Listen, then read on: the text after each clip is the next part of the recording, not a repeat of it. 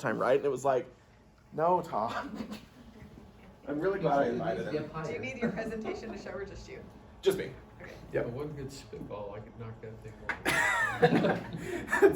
You guys are welcome to use your water bottles the entire time. It's already sabotaging. Exactly. All right, then we might as well get started. Welcome to visual communication training. Thank you guys so much for I coming. feel like I'm flying. Stop it. You are setting the expectation too high already. If you guys want, there are water and donuts over there. At any time, you're welcome to go get more. Walk up, go for it. You're allowed to. This is a very casual training. So this is actually a training for my master's degree. I'm getting my degree in professional communication, so I'm doing a training as well as talking about communication itself. You guys have some packets in front of you. We're going to be going over them throughout the next like 40-ish minutes, so don't be scared by the colors now. And then just in mind, if anybody needs to leave like a few minutes before or whenever, you're totally fine to. But will you please fill out the exit ticket just so I get some kind of feedback, regardless of when you need to leave.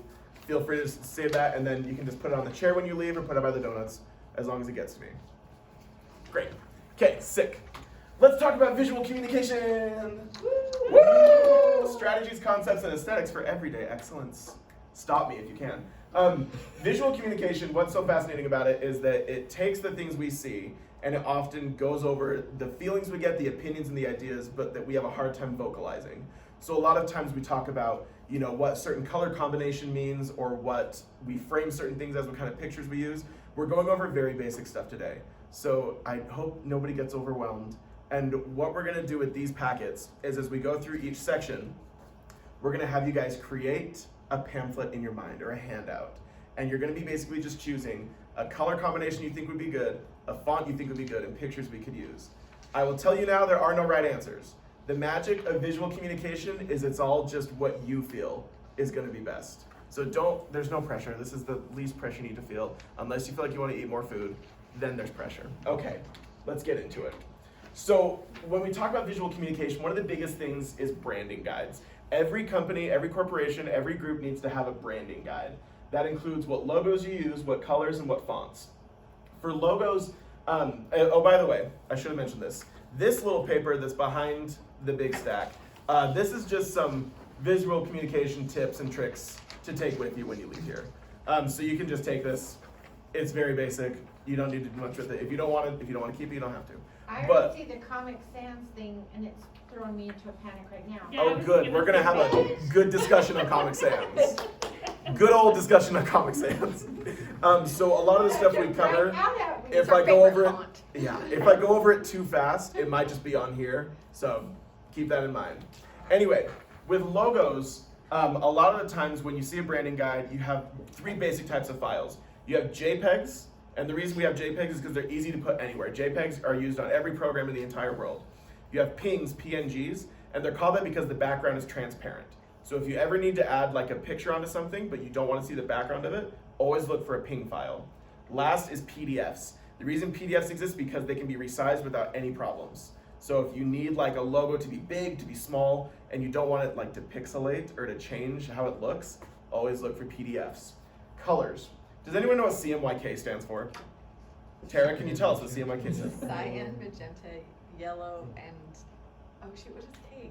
K is black. Black, that's right. It makes no sense. I wish to tell you there was a story behind that. There kind of is no reason why K is black. But every color in existence is made up of cyan, magenta, yellow, and black. And it's just different levels of that color that makes up every other color. In branding guides, every color should have a CMYK to it so that you know what exact maroon we're talking about for Tanner Clinic. So if you just say maroon, you're probably talking about 15,000 different colors. So if you give the exact CMYK, okay, I know what we were talking about. And last with fonts, I just put this little thing at the bottom just with the different things you use fonts for. We all have used computers, and so we know what fonts are. But basically with fonts, branding guides always have one, maybe two. But after you get past two, it's insane. You should never have more than two fonts because that sounds awful and chaotic. But with Tanner Clinic, you guys have seen all of our stuff. You've seen our logo. Obviously, our logo is pretty prominent here. That's our old logo, but we've seen the new logo. Our colors, our CMYK, we have the maroon and the gray. We sometimes use a light blue. And then for fonts, That is our old font. It's called Aller, but our current font is called Scala Sans Pro. And let me tell you, the Scala Sans Pro, it has saved lives over the days. It is a much better font. When we talk about branding guides, What's the font you've got in your title up there? that is Roboto. It is a fantastic font. Oh my gosh. Roboto is the tried and true. Let's talk about the Powerpuff Girls. So, branding guides are basically made up of three things, and this is basically like the three umbrellas of visual communication. You have colors, fonts, and images, or sugar, spice, and everything nice, which is how the Powerpuff Girls were made. So let's go over this. Colors are the sugar. So colors are a fascinating thing to talk about. So we're gonna go over the first page right here. Colors, they're everywhere, and everybody sees colors differently. And what's fascinating about colors is that every color combination, every color by itself, it reminds us of something. And the other day I was talking about green. So green always talks about like nature and money and feeling very proud of yourself and confident in who you are. Stuff like yellow is very exciting and happy. Red is very confident and brave. Blue is understanding and calming. There's stuff that like you don't actually put into words very often about colors, but sometimes when you so just take a moment in your brain and think of your favorite color. Mine is black. Black's my favorite color. And then the fun thing is you always have to ask yourself, why is it my favorite color? I don't know if anybody's ever done that. Like think to yourself, why do I love that color so much? Why do I want to wear that color? Why do I look good in that color? All that stuff. And almost always it's hard to put into words because sometimes it's your personality. Some people love like pink, go for it. If you want to love pink, go for it. Lindsay loves pink. Have you ever thought about why you love pink? I'm happy. There you go. And what's fascinating about colors too is when they get combined is when we get marketing stuff. Stuff like yellow and red always go together for food because it makes you hungry. So think about like McDonald's and Burger King and Wendy's, they have the same color scheme because psychologically it makes you want the food more. A lot of times pink, blue, and yellow get mixed together because it reminds you of babies and it makes you think about gender parties, makes you think about baby stores. Like triadic color relationships are when we use psychology to sell stuff. So this is something, that you can go on for years about, but it's also something just good to notice. Next time you go to like a store, next time you go to a business, think about the industry they're in, and you'll begin to notice a lot of the logos have the same colors. Healthcare, we all use blue and white, and a lot of us use like maroon and pinkish colors, because that's a little bit more old school. When you think about like old hospitals or clinics, sometimes maroon and pink get used a lot. Nowadays, it is blue and white and silver. Intermountain uses all of those a lot. So when we talk about Tanner Clinic, let's talk about our three colors specifically, maroon, gray, and blue. When you guys see just maroon here, what do you think of? Just shout it out. You can be very casual here. Warmth. Warmth, that's a great one. Anybody else? The 80s. The 80s. That's not wrong though. I used to stay my house in the 80s. That's what There you go. Maroon's a very 80s color. Absolutely it is. Yeah. Anybody else? It's all. The maroon. Those of us who were alive in the 80s. Yes. Thank you. Thank you. Some of us were not. But I was born in 93, fam. Yeah. Oh, whoa. I know, a baby. Baby. Who thought old baby could put a presentation together? Anyway, the reason we use maroon is because it is traditional and it is inviting. Like that's a very on-purpose color Tanner Clinic uses. When you contrast white with maroon, it's informational and warmth. Because we love that like family atmosphere at Tanner Clinic, right? We love to give the feeling that you can come here for like a one-stop shop and that you can know your doctor personally. That's all on purpose. I thought it's because we were too cheap to change our colors. Could have been. It was in the 1980s. Is that a wrong assumption? Let's just pretend that's not wrong. Go for it, Tom. With white, isn't that more like the sterile also? Like a lot of people Mhm. assume, like they take that into the doctor's office.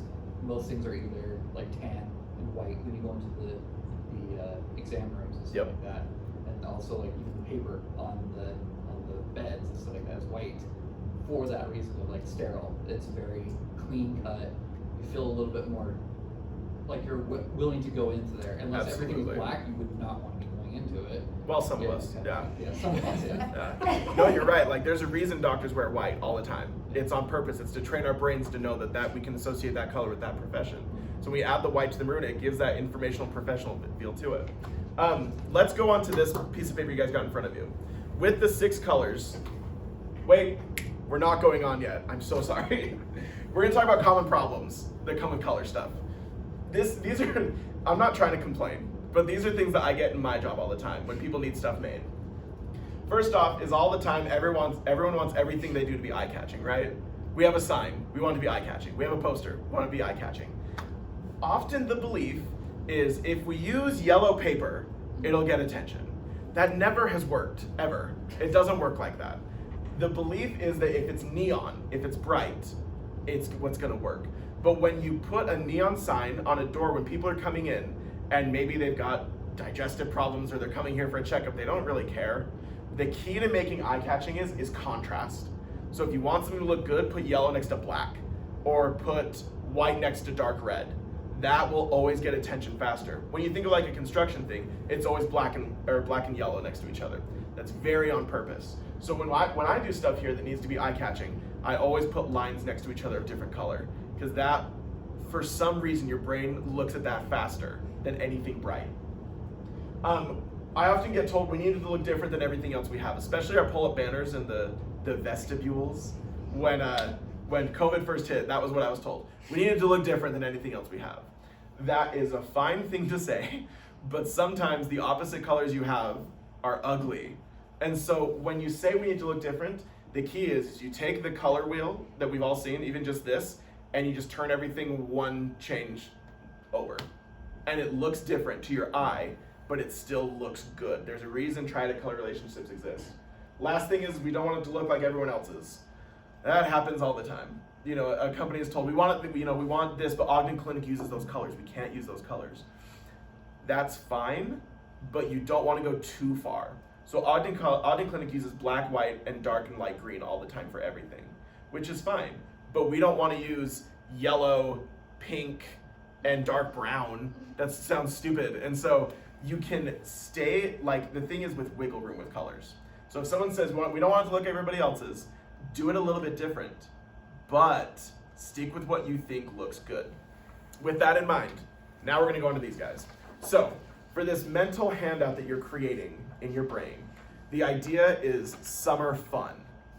So everyone just take a few seconds. I want you to pick 2 colors that you think, if you were to design a pamphlet, just put a check next to it. If you were making a pamphlet that had the idea of summer fun, what 2 colors would you pick?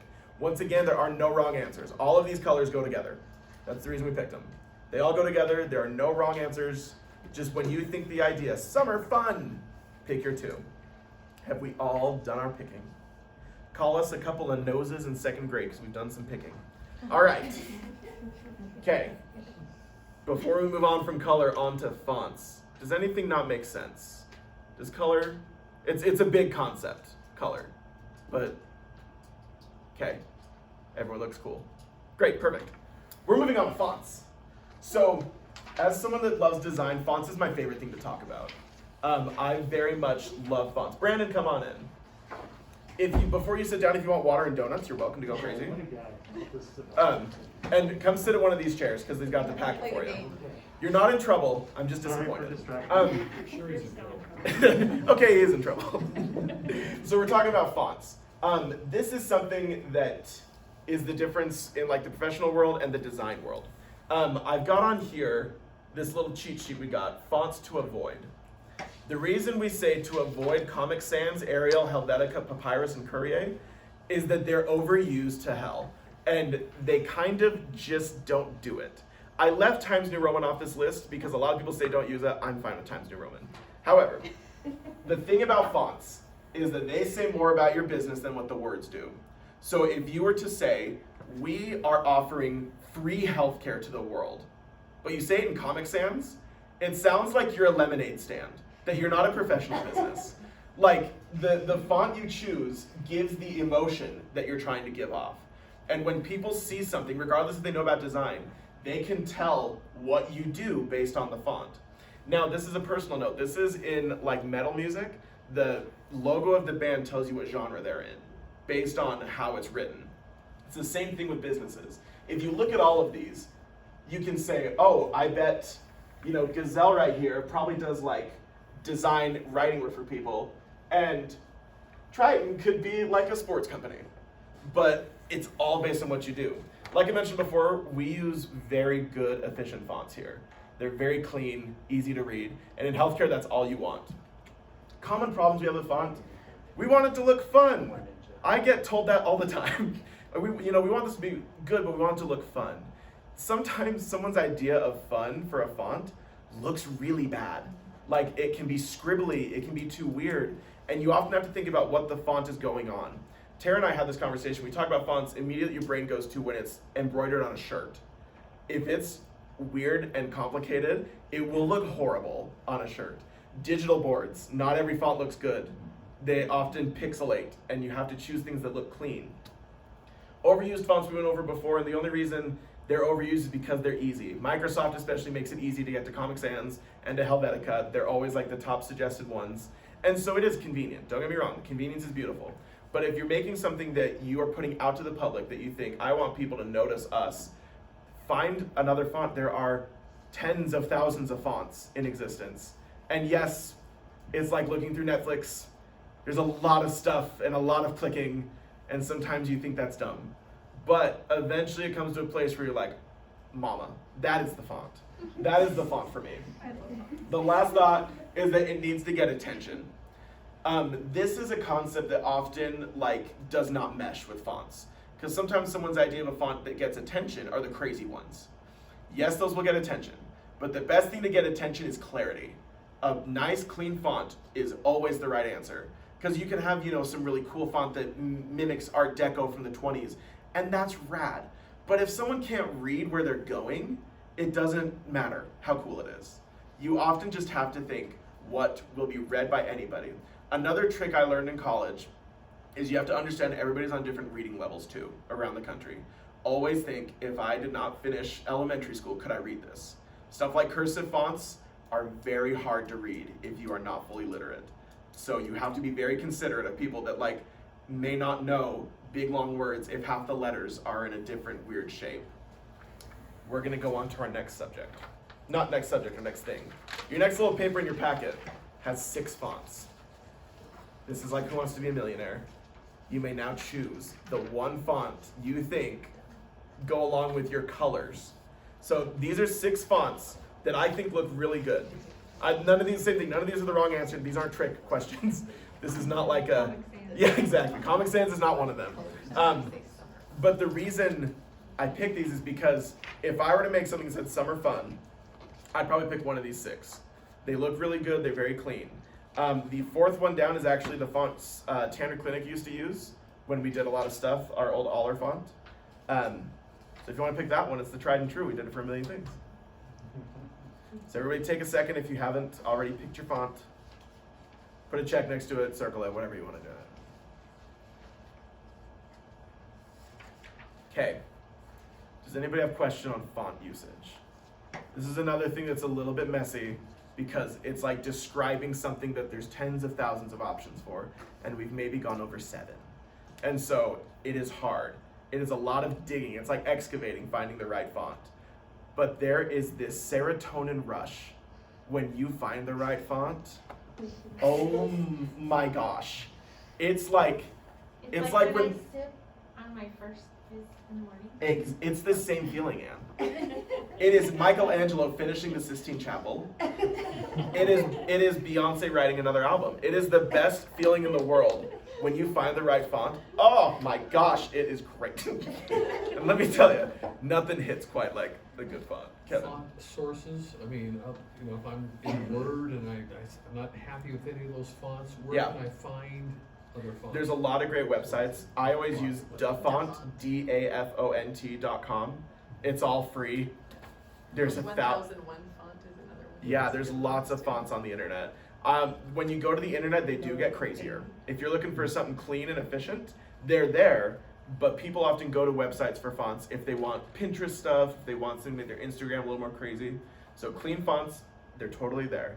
And the more programs you use, the more fonts are offered. So if you're using Microsoft Word, you'll have plenty of fonts. I use the Adobe Creative Suite, and there's thousands of fonts on there too. So any Adobe program will have lots of fonts for you. It is kind of like swimming through the deep end of a pool if you can't swim, but like, that actually sounded bad. That sounds like you're gonna drown. I actually have them categorized if you need them. I have files that have them categorized into different types of fonts. Yep. So if anyone really likes to look at fonts, you can have my file. Fonts are rad, man. We're font nerds. I love it.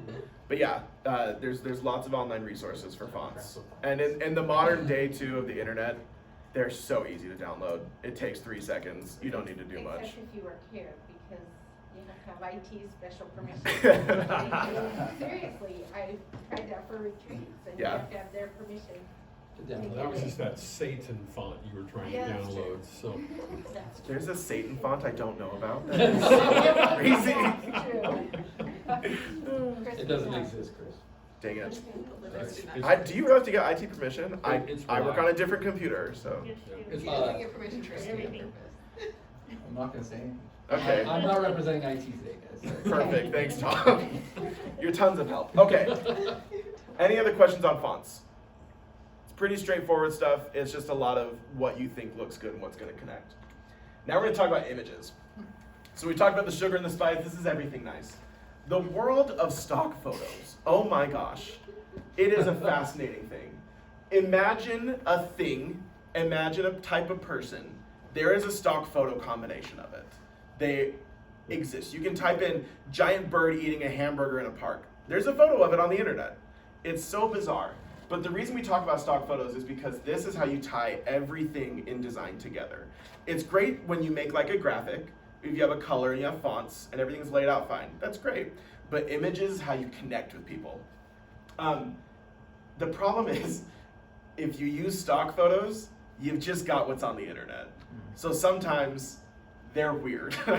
Sometimes the smiles are off because a model is getting paid $20 to take 500 stock photos. And so the smiles aren't great, the body language can be bizarre. And if you don't pay for them, you will probably get watermarks on them because people want you to pay for their stock photos. But the magic of working at a company that's like a branding guide, almost every company should have a drive full of photos. We do personally. We have a lot of photos that we've taken or that we've had photographers taken that have our providers or have medical assistants or have leadership. We have kind of a lot of options. And it makes it really nice because then we don't have to Google search, Caucasian provider talking to small child. We have that already. The thing is though, with pictures, the images that you select for everything you do, it reads more into your culture than kind of anything you're writing. So you need to think about this with diversity. Always have more than one gender, always have more than one ethnicity. Like you need to make it diverse. We are in Utah, yes, it's so white it can be seen from space. But like, you have to constantly think, when I look at this object, do I feel represented, regardless of who I am? With images, there are lots of problems. It is very hard to find the right thing. We talked about this, how to include everybody. While you should look for that, it can be almost impossible to get everybody. You don't always get a huge age range in pictures. Age range is probably the hardest part because they often do stock photos of an old person talking to a young person. So finding someone just middle-aged talking to other middle-aged people is easy, but other groups, it's so hard. So you need to be nice and try to include everyone, but you're not always going to be successful. And while we do need to be pushing diversity and we need to be pushing inclusion, sometimes it's impossible. So you just need to find what's going to suffice and make people feel okay. This is something that happens probably in healthcare more than anything. Not everyone's cool with their picture being taken or being used places. Just the other day, we found out that there is a billboard on the freeway that Dr. Smith is on, and she had no idea. I'll talk to you about this later. She was driving by, and one of her medical assistants was just like, "Hey, did you know you're on a billboard?" And she was like, and luckily it's Dr. Smith. So she was like, "No, but that's great." But no one told her. We didn't know about it. She's just like on a billboard. Who's billboard? We're still figuring it What out. company? We're still It was figuring on it out. years ago. We just were told yesterday, but There's no branding to the billboard, it's just a picture of Dr. Smith? There's something on it, but we weren't told what it was. It was probably a digital board. It is a digital board, Yeah, yep. it's a digital one. What did it say on it? April didn't say. But like, that's a great example. Just make sure people are cool with that. Media Some release. people feel weird about their picture being taken or being used. Whenever we take pictures for people here, or we're gonna use their picture, if they've never told us before it's okay, I always check. You never know people's personal lives. Some people have been in abusive relationships and don't want former people to know where they are, what they look like. And often you think to yourself, it's just a picture. It's no big deal. You just gotta make sure it's cool. And it's a simple yes or no. When we create promotional materials for brand new things, we often just say, hey, I'm gonna take your picture, is that fine? And hardly ever are we told no. Some people go like, especially in HR, the first day they go like, okay. But like often it's okay. But you never want to make people uncomfortable with pictures. Especially stock photos. Sometimes they're weird. And you think to yourself, oh, it's okay. It's no big deal. When I made our billboard on the freeway of the giant butt, like Allie and I went back and forth a bunch of times on butts on the internet. Because we're talking about gastroenterology, you have to talk about butts. So we had to think of what is the best way to show a butt on the freeway. And let me tell you, it was a back and forth for a while. I thought it was very kind of Brandon to volunteer. For that. I think that was just fun. Oh, So here, I asked. we weirdly had a ton of pictures of Brandon. Yeah. He just walked in and said, hey, I you heard want a butt picture? and I was dead. Yeah, he threw a thumb drive at us and said there's thousands. So we had They were all and closed. do you not know the billboard? No. We had a billboard when Utah Digestive Health became part of Tandem Clinic, that they said, hey, we have a billboard, do you guys want to make a new one? So Allie and I were like, freak yeah, we do. So the billboard said, embarrassment can't kill you, but colonoscopies can. And we had the Utah Digestive Health No, implication. wait, rewind. I missed out, didn't I? Just switch it. Colon Just switch Colon it. cancer can, thank you. The training's over. For anybody watching my phone, colonoscopies can't kill you. Anyway, They're good for you. they're great for you. Get one. Sorry, guys. And so that's all it said, but we needed an image to go with it. Okay. And they previously had a picture of somebody turned around and their butt was the main focus. And we only had like a few hours to make this billboard. So we got everything laid out. And so I said to Allie, like, we need a butt on this picture because it's gonna be the easiest thing we can get. We don't want a bare butt, we want a clothed butt. And so I made sure my office door was mildly closed as I was searching the internet for butts. But Triggered. yes. So eventually we found one, and I had Allie come and be like, "Is this too much of a butt?" But it wasn't. But it wasn't. It was a fine amount of the butt, and so we made sure a couple other people were like, "Is this too much backside for you?" I'll start saying backside, and it looked fine. So then we put it on the freeway, and it was there for a few months. And no comments. I mean, we got comments because we were the butt billboard, but like, But it was good. yeah. Yeah. It was, Every time it we was drove- one by Kaysville over, Yeah. It was when you were driving Lace north it. in Yeah. Kaysville. Every time we drove past it, my 5-year-old would be like, Dad, there's the butt. Against our city. And man, I was so proud of that butt. Absolutely. I would always refer to it as my You'll butt notice billboard. it. Say what? Send me a Yeah. picture of that. Okay, great. I'd love to see it. It's not really my butt, Aaron. Never mind. I need to I'm see out. this picture. In Brandon's garage, we have the vinyl for it just all laid out. Anyway though, so with something like that, you don't want to make people uncomfortable. Even if it is a butt, I should say not everyone, but almost everyone has a butt. And so you would think, oh, that's not weird, but you never want to make people uncomfortable. Stock images are very easy to make people uncomfortable with because they take like 1,000 and just have someone turn over and over again because they're like, oh, we're taking butt pictures. So it's very easy to find. The other thing too is with stock images, when you use images on objects, it's a weird balance because you're using an image to present an idea. And sometimes that's very hard. For example, we're talking about summer fun right here. Summer fun is not something you can hold. Summer fun is not something you can buy. You have to create it, and it's a concept. So when you think often with visual communication, how do I do this thing? Almost 99% of the time, you're trying to envision on paper something that cannot be on paper. And images is often how you sell that idea. So when you create something for somebody, often at a healthcare place, you want the images to reflect what they're talking about. If it's something that's going to make somebody happy, have happy people in the picture. If it's something that's more serious, don't have happy people. If you have a pamphlet about like suicide hotlines and depression, don't just have happy smiling people. It doesn't make people feel better. When EJ Hackett started, I made a bunch of materials for her. And when she was talking about eating disorder therapy, she said, don't have pictures of food because that's going to make them uncomfortable. I had never thought about that. She was like, don't have pictures of scales or food or anything like that. Just have people and, you know, make sure they look fine. Don't have too skinny, don't have too big, because when people read these materials, we don't want to make them feel worse about the situation they're in. I thought it was a fantastic concept, but often same thing. It's something that's hard to put into words. You're using images to sell that. So let's go back to our packet. Everybody, this is our last part of the packet. Thanks for coming, Ann. You're the best. Come get donuts if you want later. So pick a picture, just one picture, that has the idea of summer fun to you, that matches the font and the colors you picked. I actually really liked all these pictures. I thought they were all fun. They're all summery things. This is just a side note. This is just a Chris tip, if you will. For summer fun, summer pictures of kids always sell everything. Like, they're always happy.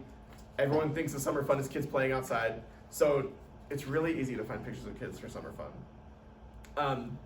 Like I said before, sometimes there's food in them, sometimes there's not. You just have to think about what you're going for. All right, has everyone picked a picture? Fantastic, lovely. Okay, that is the end of this part. So,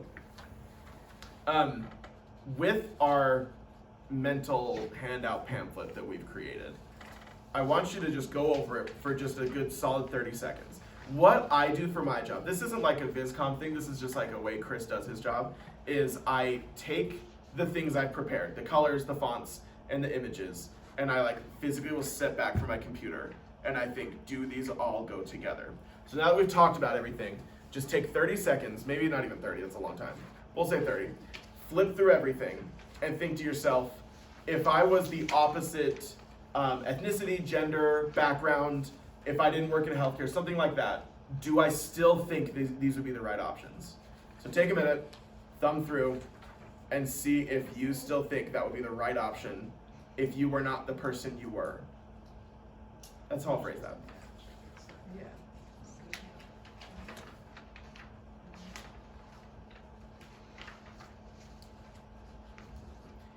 And I'm gonna say it now. I would love if a couple people would be willing to share what they chose.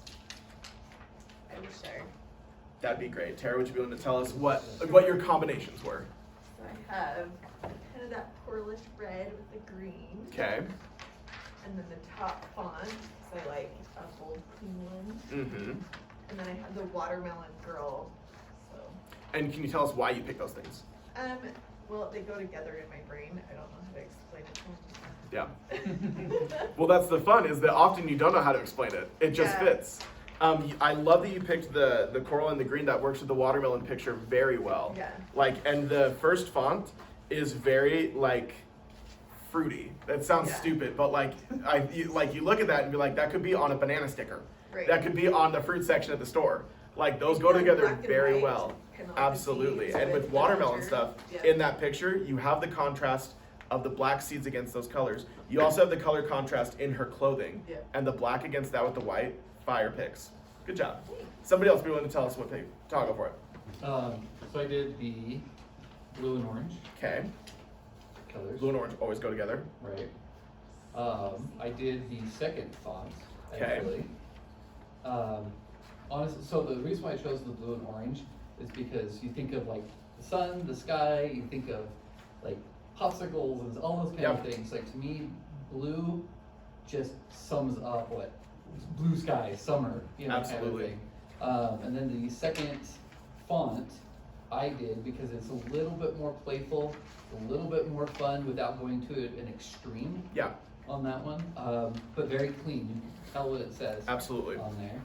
And then I chose the people on the what do you call that thing? The swings. The swing-a-majig thing. Yeah, Yeah. the swing thing. Mhm. Because So, oh my gosh, never mind. I'm not gonna do this. I'm gonna start going into like what I'm gonna do in the process. Why? I'm not Okay, gonna do sick. that. You're welcome to say whatever you want, Tom. He's got a campaign. But yeah, so I chose that picture because with just the writing, if you were to do layered writing on that and then put it onto that picture, Yeah. I mean, literally you're looking at a lagoon billboard right there. Absolutely. Like straight up summer lagoon billboard. Yep. So yeah, so like that one popped into my head. I was like, oh yeah, that screams summer. Yeah, to me. Absolutely. So yeah. That was great.